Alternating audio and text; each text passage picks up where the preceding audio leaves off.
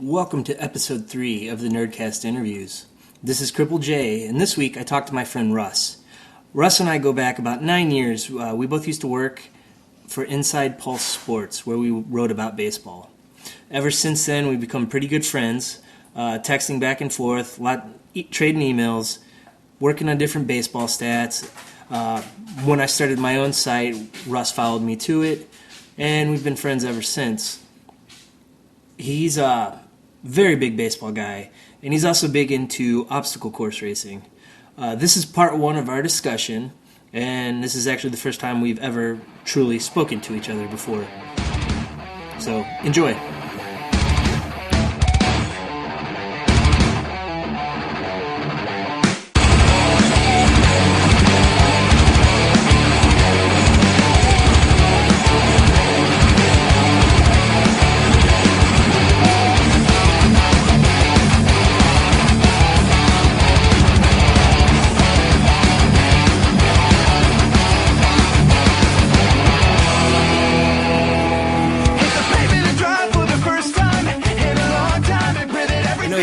Baseball fan. How did you get into baseball? I got into baseball because of my father. Mm-hmm.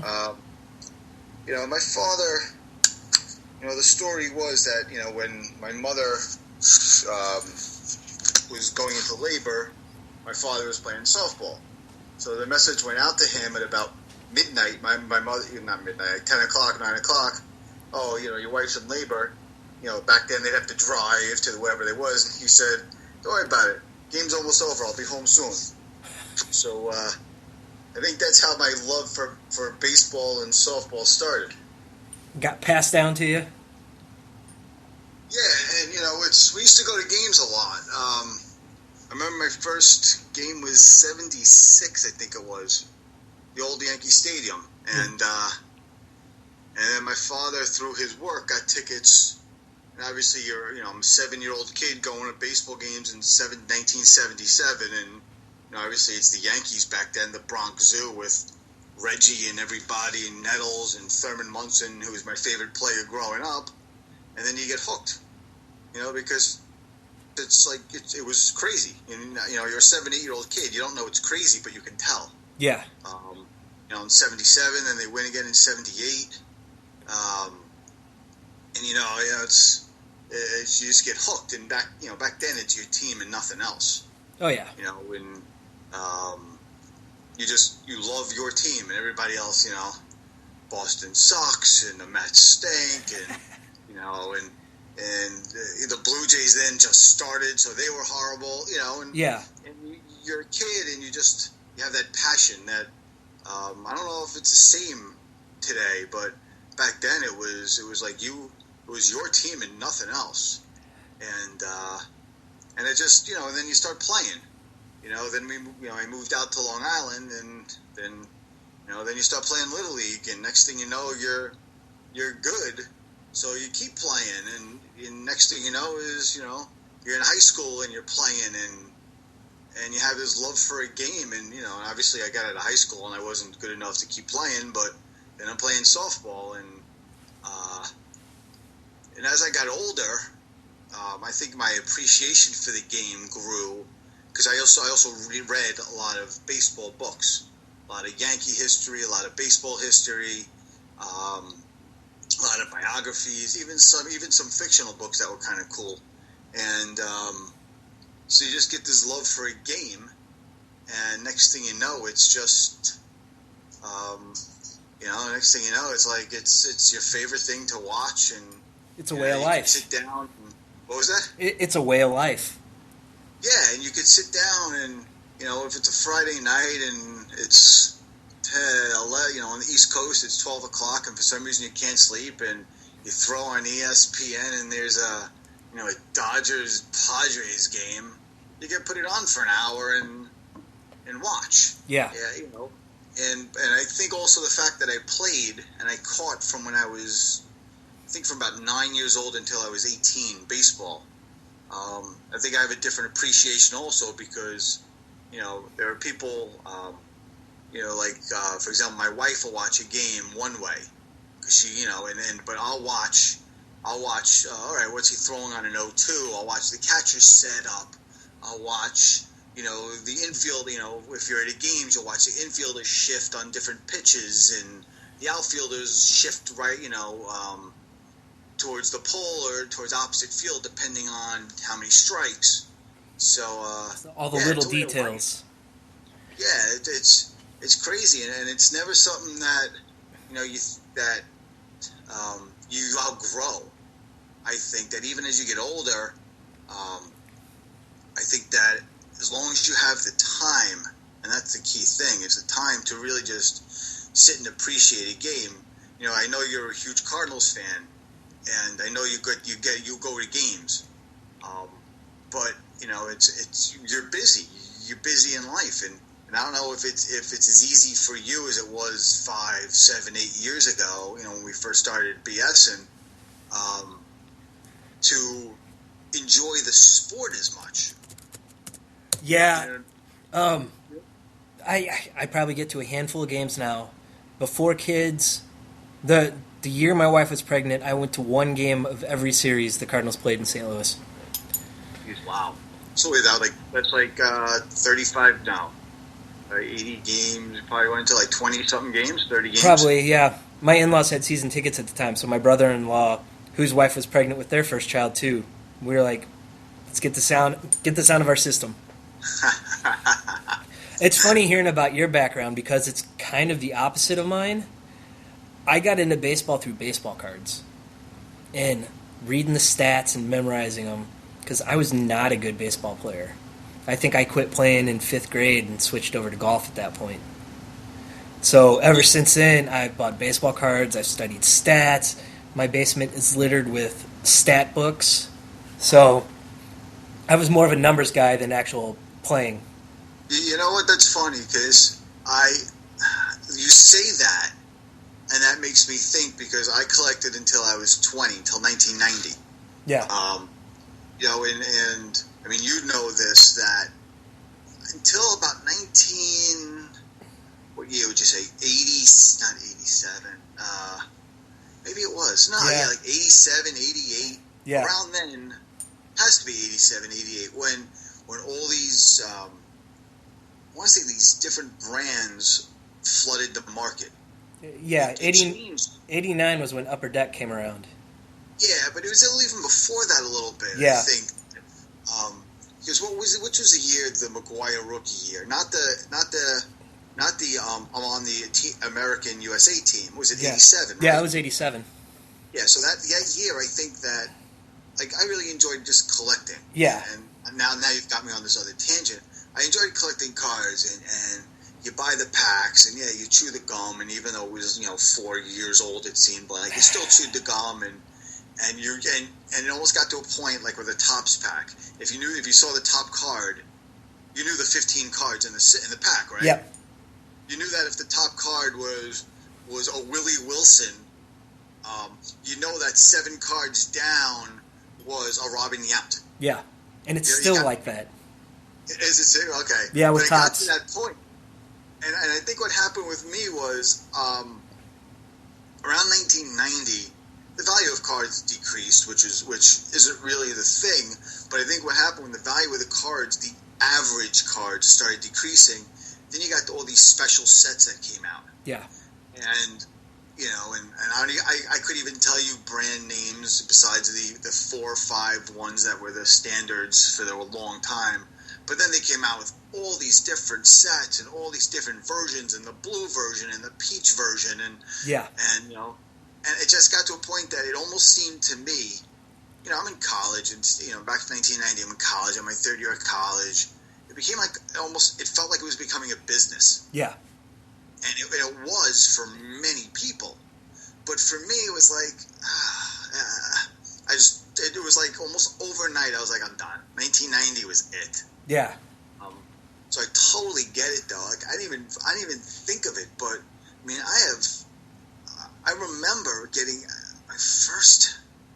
I think the first cards I actually got on my own were 1974, 75. Oh wow! I'm positive 75. With the 2 colors and the name on the top, and Yeah. And their name on the bottom. But I think 74 when I was 3 or 4 years old. I think I got my first pack. Now that you talk about that, now that's all these things are flushing through my head. and we had this flood in my house now 4 weeks ago, and luckily a lot of things in my basement where the main water is up in the air. Yeah. Like I have a lot of the racks, and none of my cards got damaged. But going through everything and trying, and unloading everything out of the basement, and then putting everything into, storage for a couple of weeks, and then bringing it back out of storage, I had to start looking through things. And that's actually some of these things are fresh in my head now with the cards, because I just happened to, look through some of it. Obviously, I have thousands and thousands of cards and like 15, 20 books and team sets and, those big boxes that are like 2 foot by 2 foot of the, you know what I'm talking about. Yes, where you have I do. Just card rows and rows, and I don't even know what's in there. I mean, I think I have some of the original Star Wars cards, the blue Star Wars cards with the red writing at the bottom. Oh, wow. Yeah. So, yeah, it's pretty crazy, but I never knew that's what got you into it. I knew that you were big into it and you still were, because I know we'd have conversations, and we'd have conversations about it, but I didn't realize that's what got you into baseball. Yeah. I remember it was 1985. That was the first set I got, and I memorized most of the stats in there. And then the first thing I remember is watching the 85 World Series with the Don Dakinger call, where Kansas City ended up coming back and beating the Cardinals in that series. So I know you're how many years? How old are you? I'm almost 37. 37. So you're born in what, 78? 79. 79. Okay, so you're about 6-7 years old then. Okay. Yeah. Yeah, I was 15. So I remember that pretty clearly, and that was a crazy World Series. Yes, it was. It was crazy, but I guess. But you know what? Also, and that says something too, because you're 78, and that's 85. So you're about 7 years old. Oh, 79. So you're about 6 years old, right? Yeah. Yeah. So you're watching your team in the World Series. Now they were also in the series in '83, which you're not going to remember. 82. But 82. Oh, you're right. 83 was the Orioles, yeah. right? So that's a year younger than I was when the Yankees were in 77 and 78. So, I think that the fact that, we had teams also that were winning, I think helped also. I think that's actually, the fact that your team is winning, I think gives you, as a kid, a lot more to look forward to.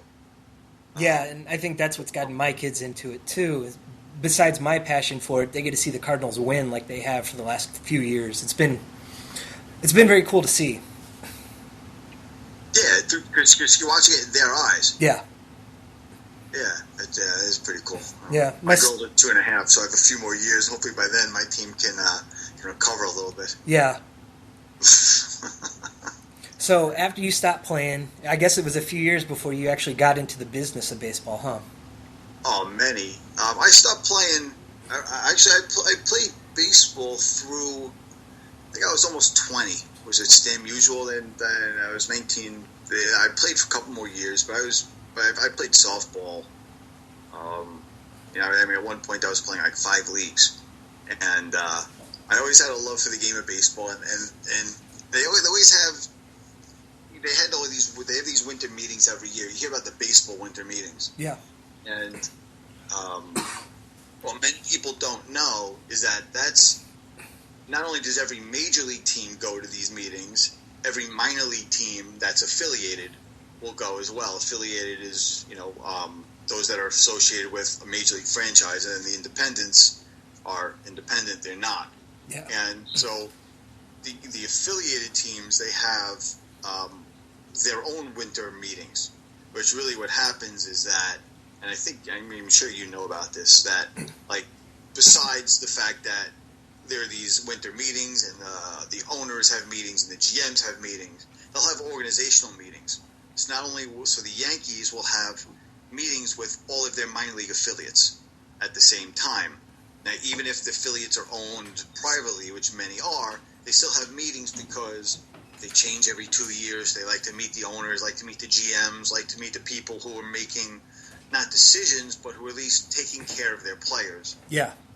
And then also at these meetings are job fairs. And I had seen these for probably 3 or 4 years. And, you know, I had a pretty steady and good life, you know, nothing to complain about. And I had just gotten married to my first wife, and I talked about going. I talked about just go. You know, I should see what's going on. And it was 2004, and so you're talking. I was 34 years old at this point. You know, I was pretty established in life, and my now ex-wife had said to me, she goes, you know, if you don't go to one of these meetings, you're going to be 65 years old and wondering, why didn't I do it? What if? And I said, you know what? You're right. And I went to these winter meetings, and I was 34 years old. And I went to this minor league job fair. And, you know, everyone else are kids out of college. And it's minor league baseball is a young business. It really is, for the most part. Yeah. And, you know, I went to this job fair, and I met about 7 or 8 really cool people, and we bonded right away because I went to this thing the day before that actually got us, this group of us that were there a day head start and everyone else. And you're talking 6, 7, 800 people were there at this job fair.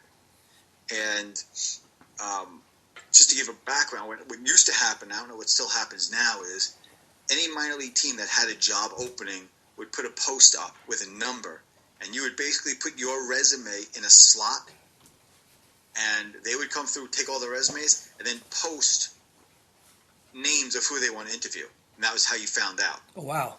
It was literally like, you go to the wall, okay, job number 71 posted. I put mine in, and you'd have to keep track. I mean, this is also in 2004, so there weren't, I mean, there were cell phones, but there weren't like, you know, there weren't the iPhones and the Android internet. Yeah. I mean, there were basic cell phones. So you'd have to go through and say, okay, 71, all right, I didn't get it, but I see my 3 friends did, and we had this meeting spot that we all decided on. So I'd be like, hey, you got this one and this one. And it's crazy, because you'll have some teams that'll interview 30 people for a job, and some teams that'll interview 2. And that was usually Cal Ripken's teams. Well, in the Ripken baseball, back then they didn't feel anybody was worth interviewing. And it's a true story. It was like, why didn't you interview anyone? I walked up to them, I said, why are there no names? He goes, there's no one here worth it. I'm like, thanks. Oh, wow. Have a good day. Thank you very much, sir. And that was the guys from Aberdeen back then. Yeah. And there's so many stories.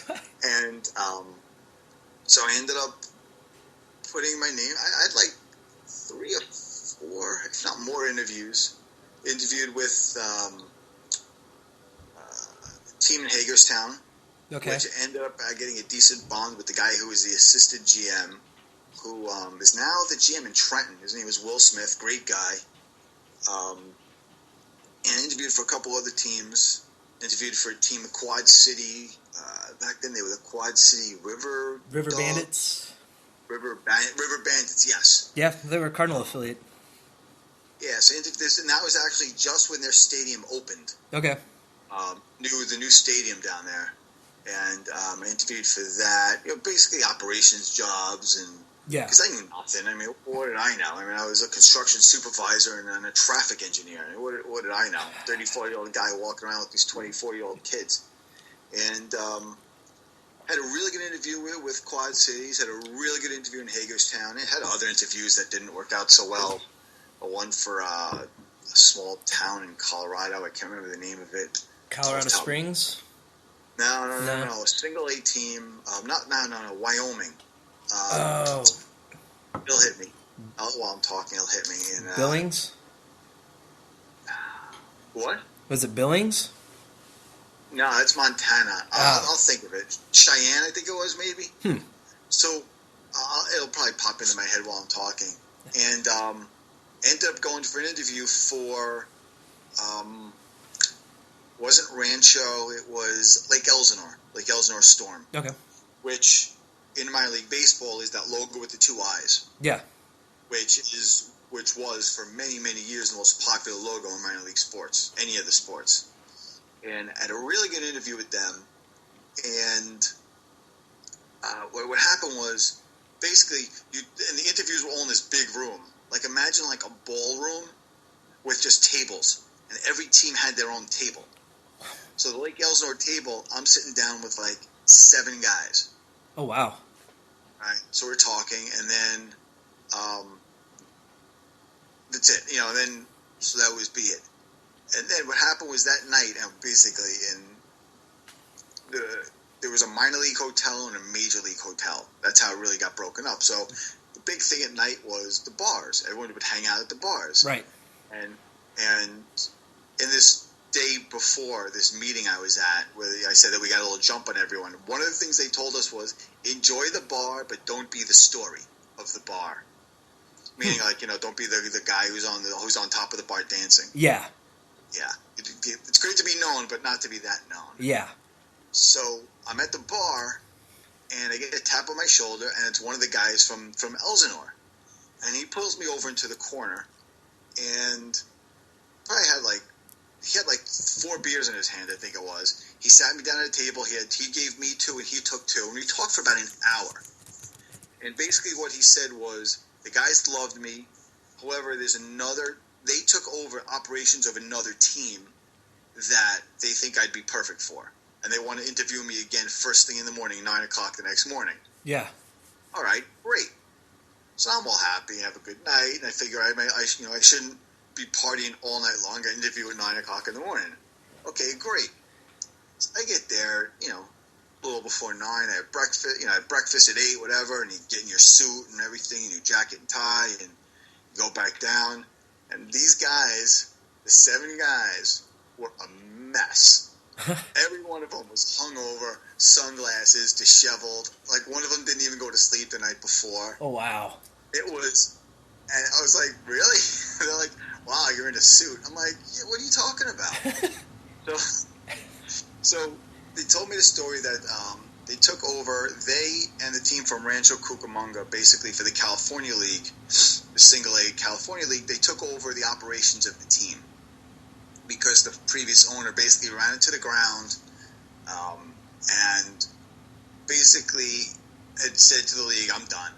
So the league had to take over the operations because they were the affiliate back then, the new affiliate for the Texas Rangers, and they needed to operate the franchise. Yeah. So they asked me if I'd be willing to go there. And I'm like, well, yeah, sure. I just got to check with my wife, but sure, I'll move from New York to California. Oh, yeah. No problem. Oh, yeah. So I call my wife, and she happens to be with my family. It's Hanukkah. She happens to be with my family, and I call her and be like, listen, don't tell anybody, but I just got offered a job in California. So she's like, great, we'll talk about this when you come home. So, long story short, I ended up taking this job. It was Bakersfield, California, Bakersfield Blaze. And Samlin Ballpark was built in 1941.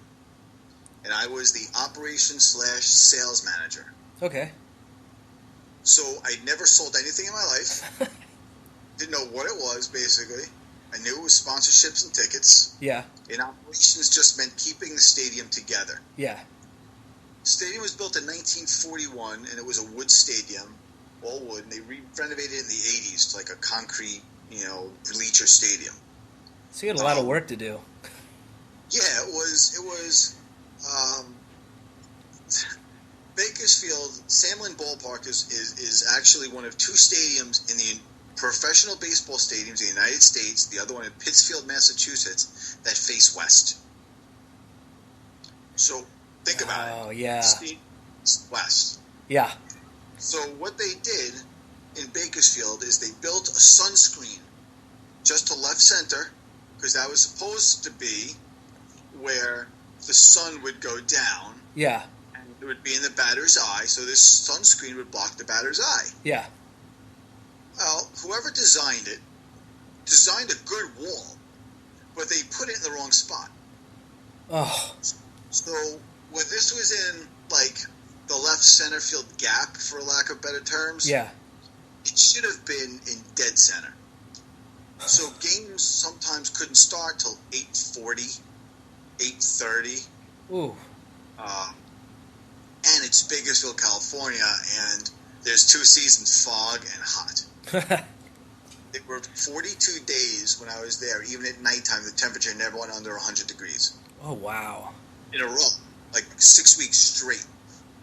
So you're in the sun, you're looking into the sun, the gates open 6 o'clock, and you're not playing the game until, even though you announced it at 7:30, until 8:45 or whatever, 8:15, whatever time it was. And, I get to this, my first time I'm in the stadium walking around, and they put these all new numbering system into the seats because they computerized their ticket sales. Yeah. The numbers are 1, 2, 7, 14, 8, 6, 12. So they just put numbers on, never checked to put them in an order. Oh. So I had to go and take every seat number out, buy the new seat tags and put all the new seat tags in. We painted, we cleaned, we did everything we could. And the visitors clubhouse was the original construction for the visitors clubhouse. So it was from the 40s, and it was like run down wood, old pipes, and that's one of my cats in the background. So she wants to get into a room. I understand. So it was like, but you know what? It was like, I remember the day before opening day. I'm on this sunscreen was painted different colors, and we had to get it painted green. So me and this one of the guys, named is Sean, still friends with him now, 11 years later, are up on a sunscreen. We're up on a lift, 80 feet up in the air at 3 a.m. All the lights are on in the stadium, music's blaring, and I just started laughing. At 3 o'clock in the morning, I'm hysterically laughing. And he's like, and he was about my age also, but he worked for a couple of professional sports teams too. And he's like, dude, why are you laughing? And I'm like, it's 3 o'clock in the morning, and I'm spray painting a wall. And go, this is awesome. It was just like, oh, come on. I mean, this is my job. Yeah. I work at a baseball stadium. I wouldn't know this was a baseball field. It's like, and these are these Texas Rangers back then, and guys on that team were Edison Volquez was probably the most known. Jesse Chavez, the pitcher. DVD at the time. DVD, Danks, Volquez, and Diamond. Yeah, wow, yeah, and Thomas Diamond, who I forgot about. John Danks was on that team, and Thomas Diamond, and they were great guys. Yeah, great guys, and they were, there was other guys. This guy AJ Murray pitched briefly in the majors. Yeah. They called him Pirate, and a lot of other just really good guys. And it's like I'm 34 years old, and I'm working at a baseball stadium. These are all kids who are from 19 to 24. Yeah. Who was the other guy? There was another guy, a lefty, who's C.J. Wilson was on the team for a little while. Oh wow. Oh yeah, they had great pitchers. Yeah. They couldn't hit. They had great pitchers, and it was like it was so in a way I was kind of like a big brother to a lot of them, to a bunch of them, which was really cool because I'm away from home. It's like I literally drove to a town. I didn't know anybody. I got an apartment through the internet. I knew one guy here, the guy I got introduced to in California. Yeah. And here I am, and now I'm like, kind of like, there were all these 20-something-year-old kids who are away from home for after they got drafted a year later. And it was just felt like felt like a big brother to all of them. So it was kind of cool and just a good experience. Yeah. And I went home Father's Day weekend. I went home to surprise my father, and girl across the street, my neighbor at the time, where I was living in my house, we're talking, and she's interning at the Long Island Ducks. Yeah. And she mentioned somehow or another that their operations manager stinks. Like there's issues with him. So I'm like, all right. So I get home, I get back to California, and about a week later, I email the GM for the Ducks. Yeah. And they say, hey, listen, I'm out here in Bakersfield. I'm the operations guy. I'm taking care of a stadium that was built in the 1940s. Something comes up over there. Hey, let me know. I'm interested. It'd be great to do this living at home kind of email. Now it's like the beginning of July. I get an email back. Hey, my name's Mike Hirsch. Can you give me a call? Okay. So I call him, and we start talking for a little while. And he says, "When you coming home next? When you coming back to Long Island?" I said, "I'm coming back Labor Day weekend." He says, "Perfect." He said, "When you come in, hit me up about send me an email about a week before. Give me a call about a week before. I'll set tickets aside. You and your wife will come to the game. You and I will talk before." I'm like, all right, no problem. Yeah. And we went to the game, and it was Saturday. I think it was the Saturday of Labor Day weekend, and no one knew I was home in Long Island because I didn't want to tell anybody I was interviewing for a job, because if I don't get it, then everyone's all disappointed. Yeah. I took the red eye home from California. I got Saturday morning, and I'm there at like 4 o'clock, 5 o'clock, whatever time it was. We watched the rest of the game. Fly back to California. Now our season is just ending. It was just ending in Bakersfield, ended around Labor Day weekend. Yeah. So we're doing all our closeout things and starting to get ready for the next year, just having meetings, and I get a call. If you want the operations manager's job, it's yours. It's like, really? Like, yeah, like, it's yours. I'm like, okay, like, you just can't tell anybody until October 1st. I'm like, can I tell my wife? Like, yeah, no problem. So next thing I know, I'm packing my apartment back up and driving back across country back home to Long Island. And I worked for Long Island Ducks. I was their director of operations for 3 years. So that was from the end of 2005 through 2008. So you went from working with these young kids to working with a lot of former major leaguers. Oh yeah, that was the team that had. Let's see if I can remember everybody then. Juan was there. Juan Gonzalez was there. Edgar Alfonso, was he there yet? Yep. Edgar Alfonso was there. Henry Rodriguez was there. Wasn't he the one that threw the bat at somebody, or did he attack somebody? Jose Offerman attacked. Yes, that was Offerman. Jose Offerman, yeah. There's. I can't. I'm not going to really get into that, but all I know is that I've had people came up to me after and said whatever was in the news wasn't the full story. That he got provoked. Yeah. Something that someone said to him that someone came to me and said in a conversation. Not came to me in a conversation. Someone told me what he overheard, and that provoked him because he had hit a home run off the guy in the first inning, and the guy said something to him as he was rounding. Actually, the person who said it to me is another former major leaguer, which I won't say his name. Yeah. But Bill Pulsifer was on the team. All right. He came to the Cardinals after that, I think. Yeah, and then there was and Dave LaPointe was was the manager. Yeah. Harrelson, obviously from the Mets, was a minority owner for the team. And there was one other pitcher, Danny, pitcher for the Reds, a reliever. Graves. Yeah. Danny Graves, right. He was there for a little while. So it was a lot of fun. And those were the Pete Rose Jr. days too, right? Pete Jr., yeah. A really cool story about him was he would wash his shoes and clean his cleats at the end of every game. Right? Yeah. And he'd clean his shoes, and one day I said to him, hey, Petey, because he was Petey, and I think now he's the White Sox organization as a manager.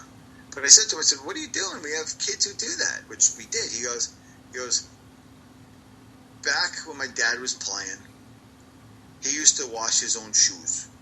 And he told me, these are your shoes, you wash them every day. And that's what he did. And that's so Pete Rose Jr. every day would be at the slop sink after every game, cleaning and shining his own shoes. That's cool. Yeah, it is. And that's just a guy who his dad told him when he was a kid, this is what you do. Granted, his father, 4,256 hits, should be in the Hall of Fame, except he had some issues with, betting on baseball. Yeah. And, but it's a father to a son. This is what you do, and this is what he's doing. That's awesome. So I was there for almost 3 years, and then I got a job offer to go out to California again to the Golden Baseball League, which is now defunct. Yeah. Because they merged into another league, which I can't remember the name of it. And I worked out there for a season, 2008, and I left. There was in my mind, some promises made to me that I didn't feel were kept. In my mind, and some other people who may hear this and may disagree on the conversation, but in my mind, I was told September 1st I'd be named GM. I went out there as the assistant GM. I was running the day-to-day operations of the team, as the current GM was actually the GM from another team as well, because the Golden Baseball League was set up at 4 teams were league-owned, 4 teams were private-owned. Yeah. The Chico Outlaws was the team I was with. They were one of the league-owned teams, and they were trying to make it more of the crown jewel so that other investors would come to the league, see Chico, and be like, wow, these guys have a good way of doing things. That's one of the reasons why, from the Ducks, they put me there as opposed to Long Beach, which I really want to go to Long Beach instead. Yeah. Because, Long Beach, California is a pretty cool place. Yeah. But I had a lot of fun out there. Those were all young guys. The Golden Baseball League was set up where it was all like everyone in that thing was under like 22, 23 years old. Undrafted guys. Yeah. And actually, Daniel Nava, who was on our team, was on the team then. Mm-hmm. And he's well known for his first at bat. He got called up to the Red Sox in a grand slam in his first pitch in the major leagues. Yeah, I think so. So I ended up leaving in 2008. Again, driving back across country. This time in my car, going to a house where me and my wife at the time, we had split up, and I went back to this house that I'm now sitting in, and that was my end of my baseball career. 5 years, amazing times, great stories. I could probably tell you 100 stories about it, but the experience of it is fantastic, because as a guy who loves baseball, especially with the Ducks, because the Ducks have a 6,000-seat stadium out on Long Island, and it's basically state of the art. They put a lot of money into that stadium. The owners put a lot of money into it. But if it was a day and I wasn't feeling so great, I'd go and take my lunch and go walk outside and sit in section 201 and be like, "Yep, this is my job. I'm eating lunch. I'm sitting in a baseball stadium having lunch." I'm so jealous of you right now. And I'll tell you, if it wasn't the fact that in minor league baseball, unless you're a GM or unless you're on a AAA team doing sales and doing well, there's really no money in it. Okay? Right. That's why I said earlier it's a young man's league. Yeah. Young man business.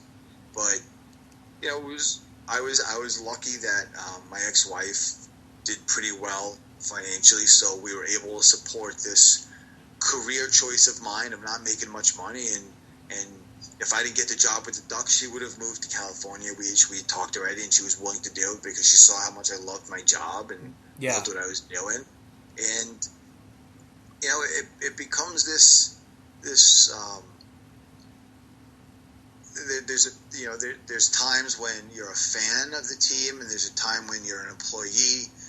Like when you're in a 14-inning game, and it's the visiting team hits a 2-run home run in the top of the 15th inning, and then you're in the bottom of the 15th inning, and you score the second run on a wild pitch, on the third out strikeout wild pitch, and there's 14 people in this stadium, and it's everyone who's working there, and all you hear is, oh, no. Yeah. Yeah. It's funny, but it's because, it's like at that point you're an employee. You just want to go home. Yeah. And I was, and I ran the stadium, so I was one of the last 2 people to leave. And granted, there was no one there anymore. The concession stands were closed, and everybody was gone, and even some of the players were out back at their hotel already. Yeah. But it was just, it's so many just fun little stories. And you have time for one more? Sure. So, I don't know if they still do this, but the Ducks used to have like a storage container in the area where the groundskeeper stayed, like a shanty. Yeah. Not like a shanty, but it was like 40 foot long, and that's where we stored all of our giveaways that we do during the year. But you can't, you'd get them all delivered in one shot, and you'd leave them on the shanty, and over as our June 6th bobblehead night for Bud House, and you pull out all the bobbleheads the day before to get everything ready.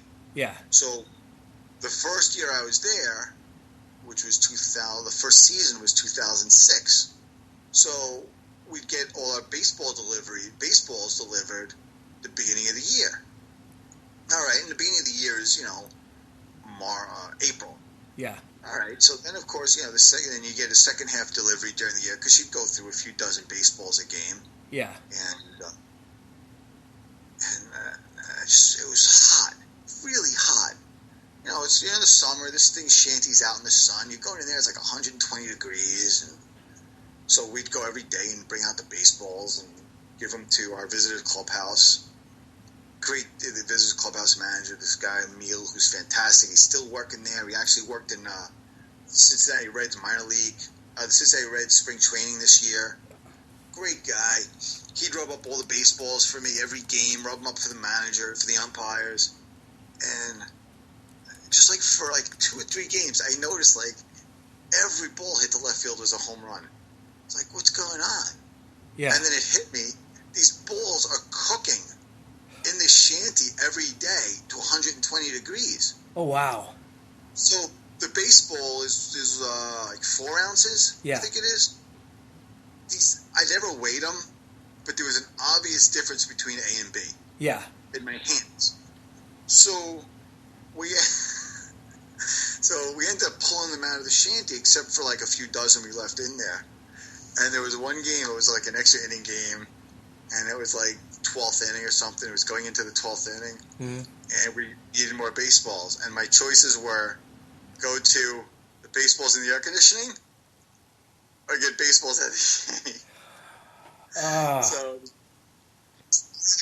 there's 2 other people who know I did this. We went to the shanty and pulled out these balls, and I brought them down because I would have signals with the bat boy. He'd tell me how many dozen he needs. Yeah. I brought down like 4 baseballs, not like 4 dozen, like 4 baseballs all rubbed up. I said to the clubhouse guy, I'm like, rub these up quickly.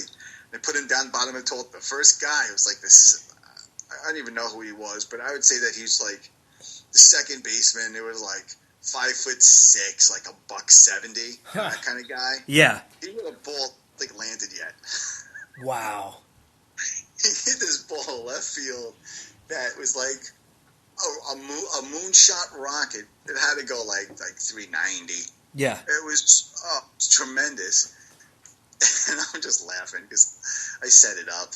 And like I said, there's only 2 other people who know I did it. Oh, wow. But it was like after that, we just kind of stopped using these heated baseballs because they're like, oh my God, they're scoring 15 runs a game. Yeah. Oh crap, they're scoring 15 runs a game. The balls weigh 2 ounces. Huh. That's funny. Yeah, so it was so much fun. And, again, you're working with kids, and it makes you feel young, not just because you're working at a game where you played when you were 7 years old and loved watching your whole life, but now you're working in it, and you see, and it's good, great environment. So much fun. So the feeling didn't wear off as the season went on? Yeah, sometimes it would. Game 10 or game 9 of a 10-game homestand, gets a little annoying. Yeah. When I was out in Chico and, it's 100 degrees, 105 degrees, and you have to remember, okay, what day is it? May 6th? Okay, 6 is an even number. I have to wear my red shirt. It's like, yeah. Sometimes there's monotony to it, but in the end, there'd be some days where, the game was at, 3 o'clock, 2 o'clock in the afternoon. They called them show and goes for the players. They'd show up, no BP, and just play. So they kind of did the same thing for the staff. Show up 11 o'clock, games at 1. We'll just get, games at whatever time it was. Just we'll get ready.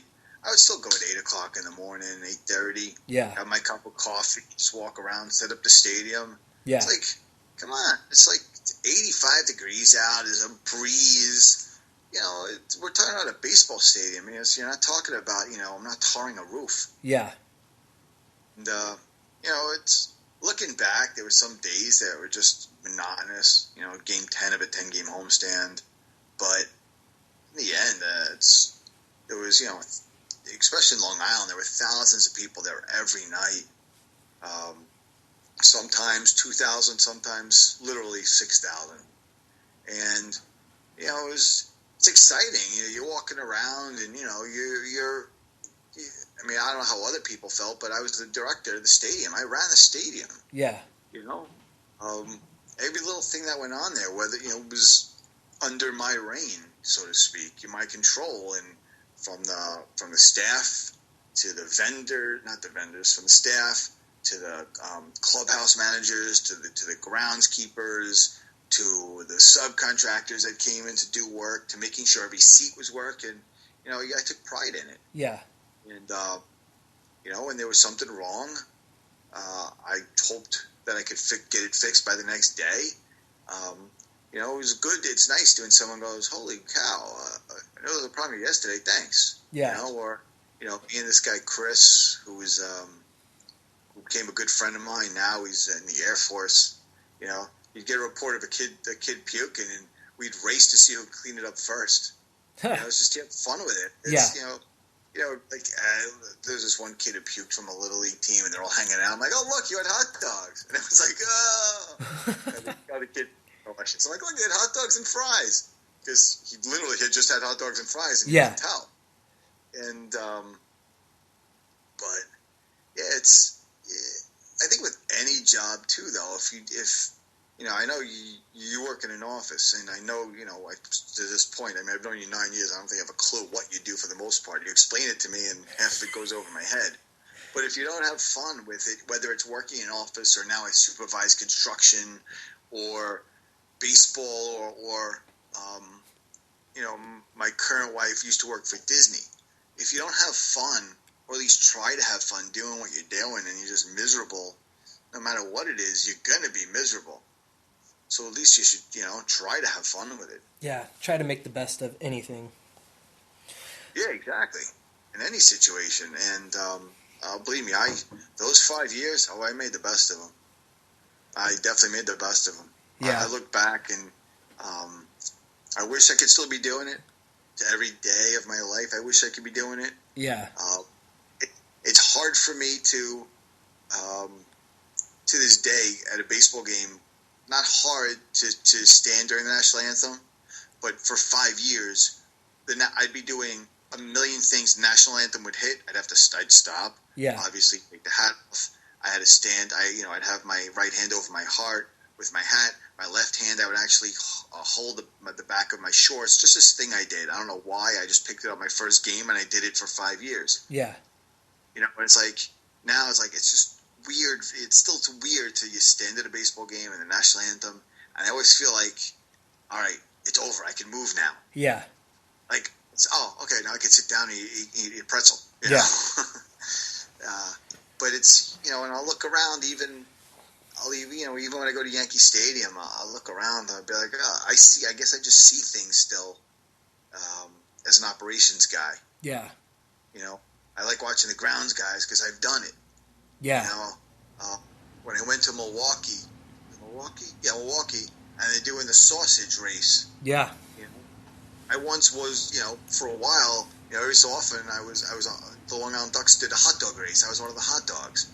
When we would throw out T-shirts, I would go out dressed as ketchup, in the hot dog costume, and throw out the T-shirts as in a hot dog costume. So I've been in them. When I was in Bakersfield, I was in the mascot suit. Yeah. Appearances. I was, so you see all these things, and you just, like, you reminisce, and you watch it, and you see the things and the handlers and the people who were doing the other things, and you just see it, and you pick it up, and you miss it, and you wish you could be doing it, and then, you come back to life, and, you're watching a baseball game, and, someone hits a home run and changes your thoughts. Yeah. So, yeah, it's a whole different world. Great. So let's shift over to the Yankees. How is it up in New York watching them right now? Hard. And I'll give Cashman credit, because what he's tried to do over the last few years is make the team younger. Yeah. He had a very old team a few years ago. And, last year they got Didi Gregorius, and this year they traded for Castro, Starlin Castro. Yeah. And they brought in McCann a couple of years ago when he was 30, and they traded for Aaron Hicks, and they're keeping their young guys. Yeah. Brett Gardner has been around. From Miami. And they have these young guys, the catcher Romine and Ref Snyder, and the pitchers of even Ivan Nova, who's older, but he's still, one of the young guys, and Dylan Batantis. They're trying to keep this young core together while trying to be competitive. Yeah. Severino, they thought was the next big thing, and he obviously, shit the bed pretty much for the most part. This year, it was 0-6 when they finally dropped him. Yeah. But it's hard, only not because, it's not hard because we're the Yankees and they're losing, but it's just hard because I would love it if my team would lose every game and still feel like it was an exciting to watch the team. Yeah. And I think part of it, is that, we won the World Series in 2009, and that was the Teixeira, A.J. Burnett, and C.C. Sabathia year. Yeah. They signed those guys, and A-Rod was 2007. Well, now, Teixeira's 30-something. He hasn't really played in the last couple of years, and he's making $23 million. Yeah. A-Rod's 40, and granted, he had a pretty good year last year until he tailed off. Yeah.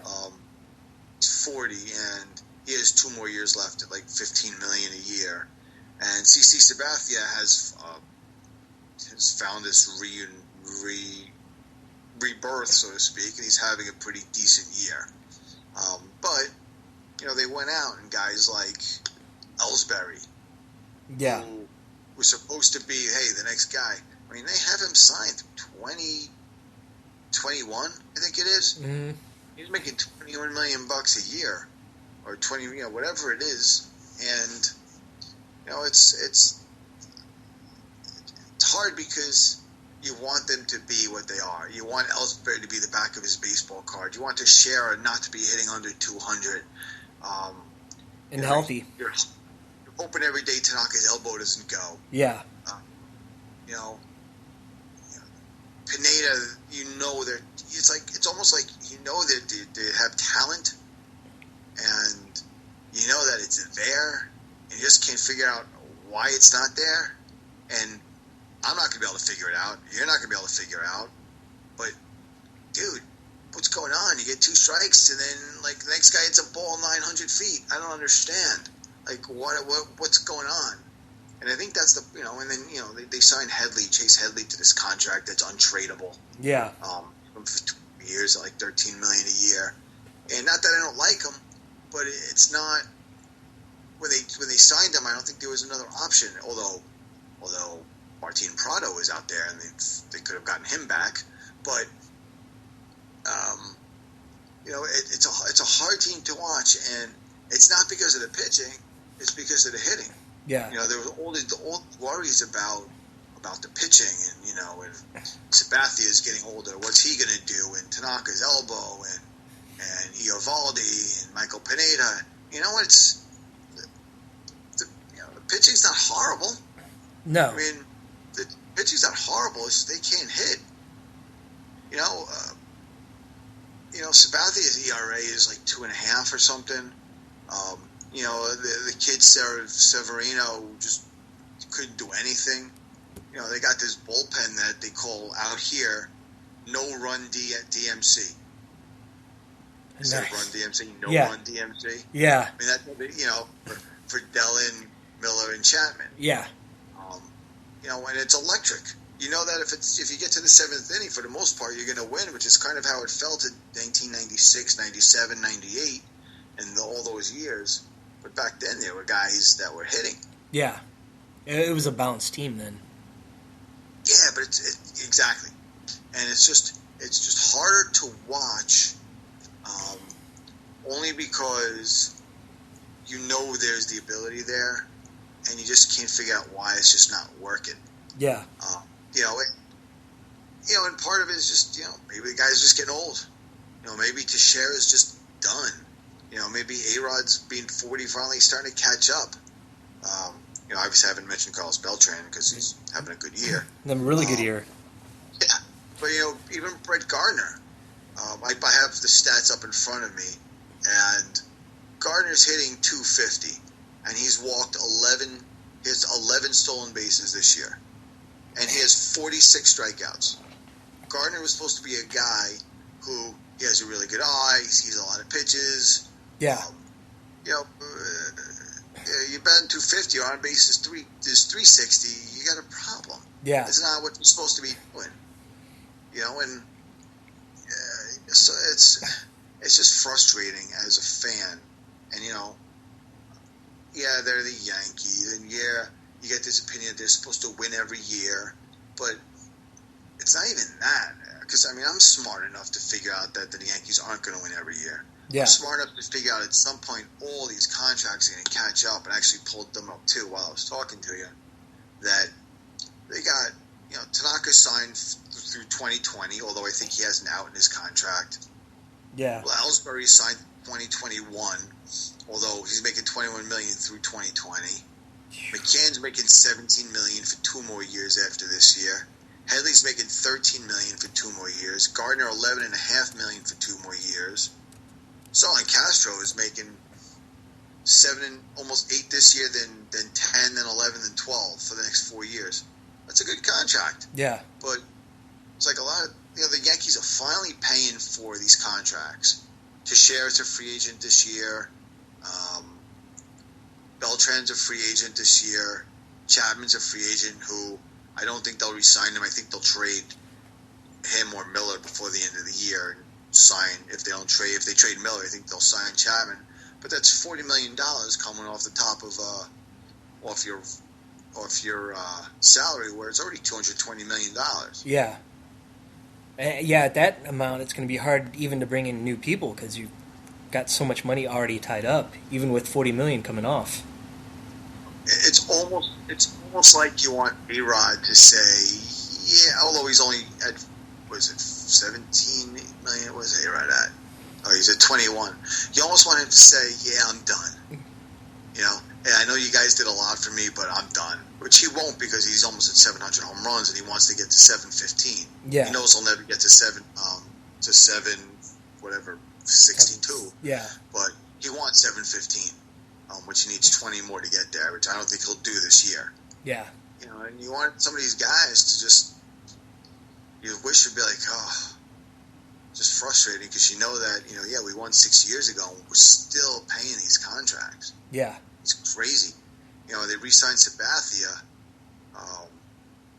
and he's making, and this year he's making $25 million. This is also the last year of his contract. I forgot to mention he has a $5 million player option for next year, which he won't take. Yeah. So it's another $20 million off the top. But it's going to be hard to bring in players at,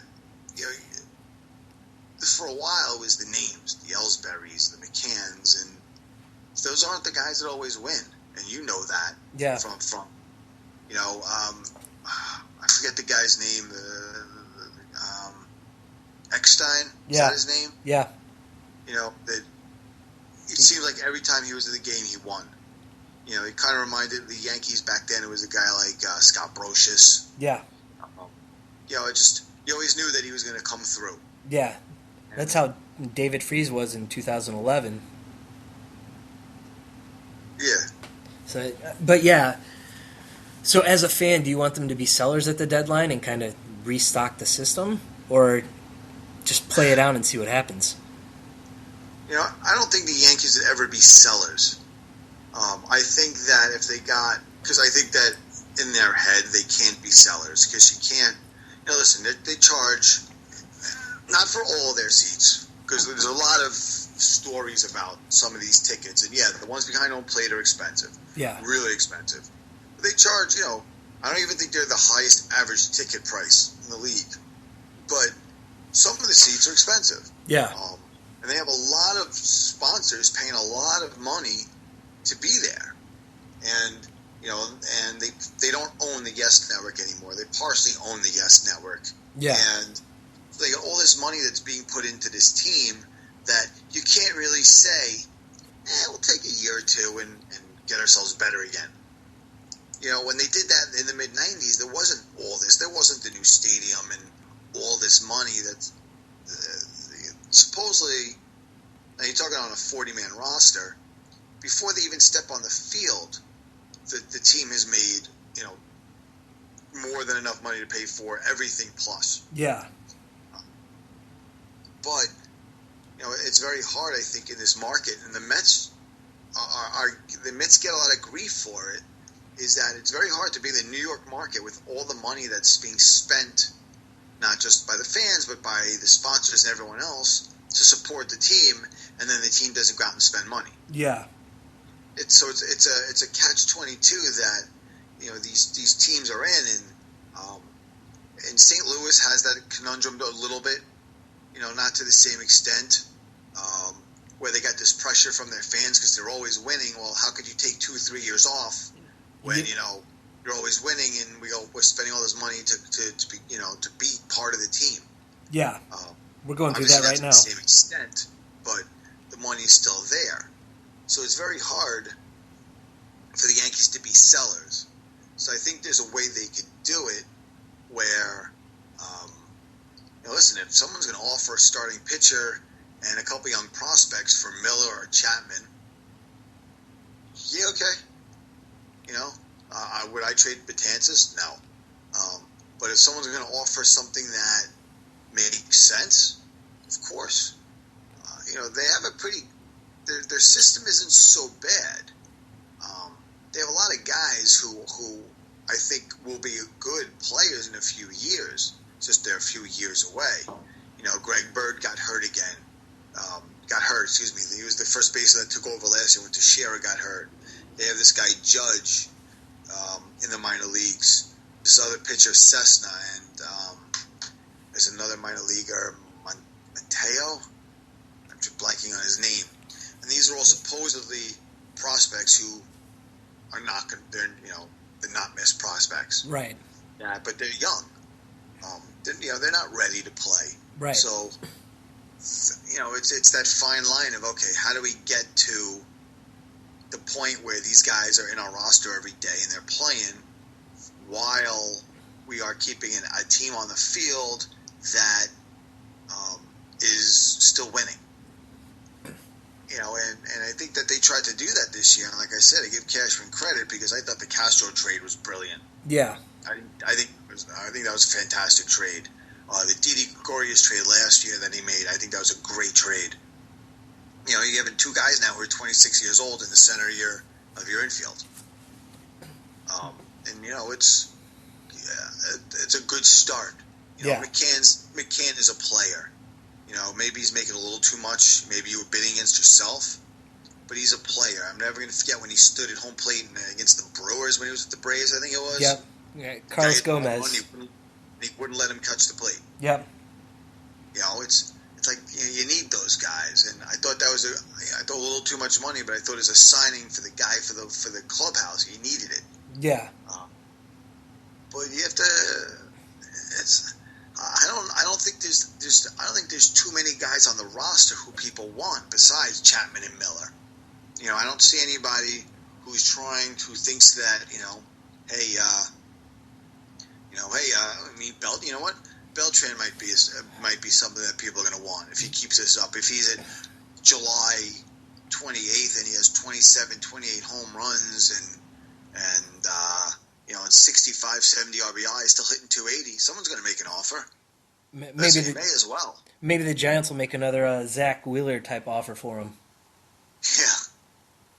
Yeah, but it's a kind of thing that listen, if someone's going to offer you 4 prospects where 2 of them are supposedly can't miss, and Carlos Beltran, and you're at 500 and it's July 31st and you're 17, 18 games back, go ahead, bite the bullet, make the trade. Yeah. Be the smart player. Don't go ahead and ship. Don't go ahead and ship 4 guys out for I don't even know who's a big free agent for next year. I can't even think of it off the top of my head right now. But if I'm going to make up a name, if like Zach Greinke was available and and I know he's not a free agent, and it was the last year of his contract, don't go ship 4 players for a play like that if you're 7, 8 games, 10 games out. You're not going to make that up. Yeah, in a tough division like that too. Yeah, and the Red Sox are having a good offensive year. I think you and I can hit their pitcher, to be honest with you.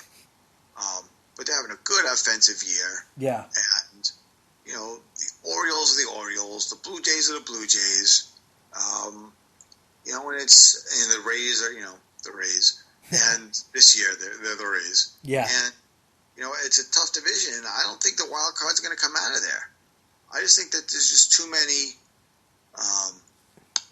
teams this year that are just are better. I think that Texas is going to win the West, and whoever wins the East. The Yankees are is it 7 games out now? I think so. I don't even know what it is from the wild card, but Yeah. I don't. I know they're out of the wild card right now too. They're in. I'm pulling it up. They're in 4th place in their division. They have 34 wins. There's 1, 2, 3, 4, 5, 7 teams with more wins. I don't see them jumping over Kansas City, Texas. Baltimore is always good. Boston's better this year. Yeah. If you're at a point, make the phone call. Say, all right, listen, what do you got? Yeah. I got Beltran. What do you want?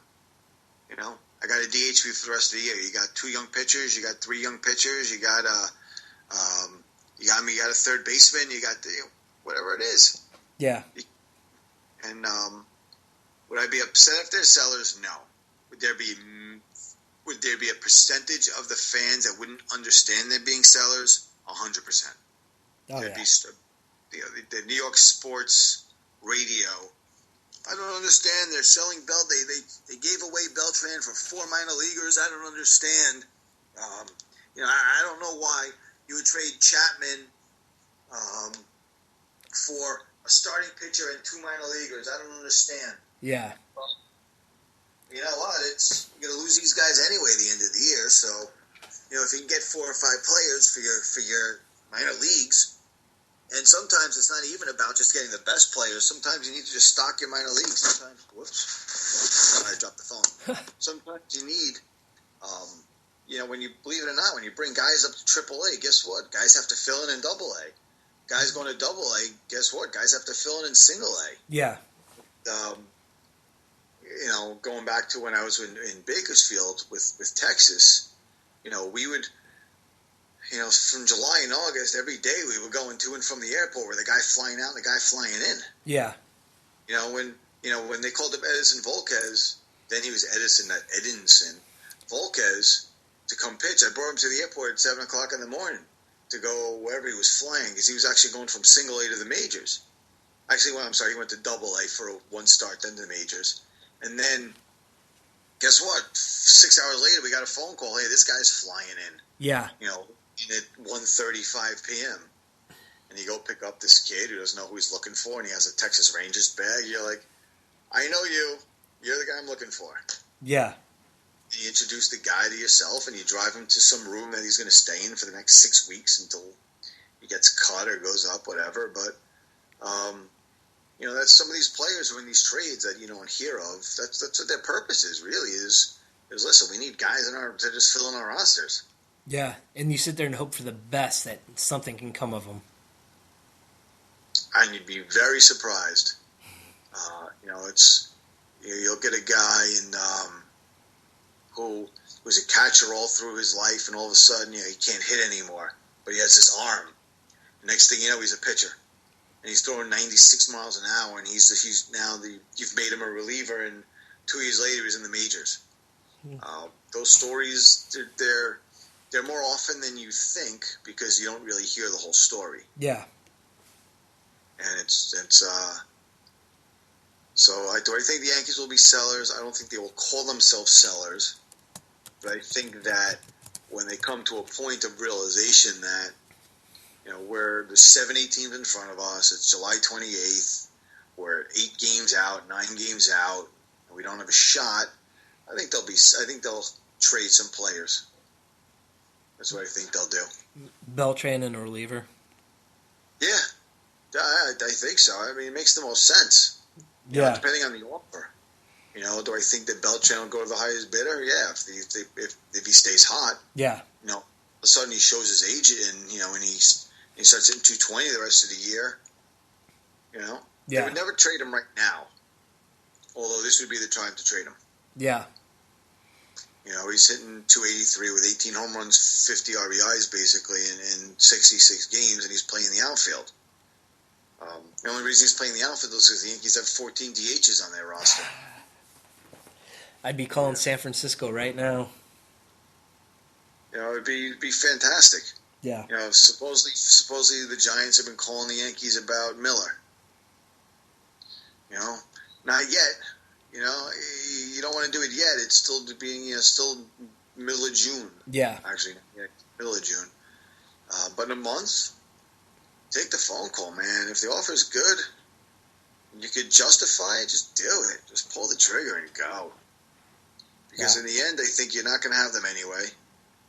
Carlos Beltran and the Yankees aren't re-signing him, I don't think. They have too many younger guys they'd rather play. And we saw the DH for next year, and then you have Alex Rodriguez. So,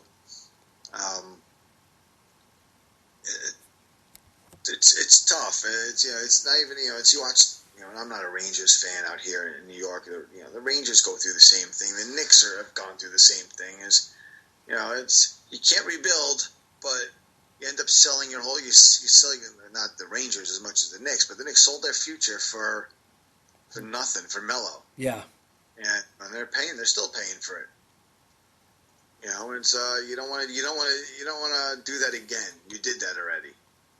As being a Yankee fan with the contracts with Teixeira and CC, and although they got rid of AJ, the AJ Burnett, and the Beltrans and not the Beltrans, the Ellsburys and McCanns. Although I like McCann, still the contract's a little bit high. The Chase Headleys.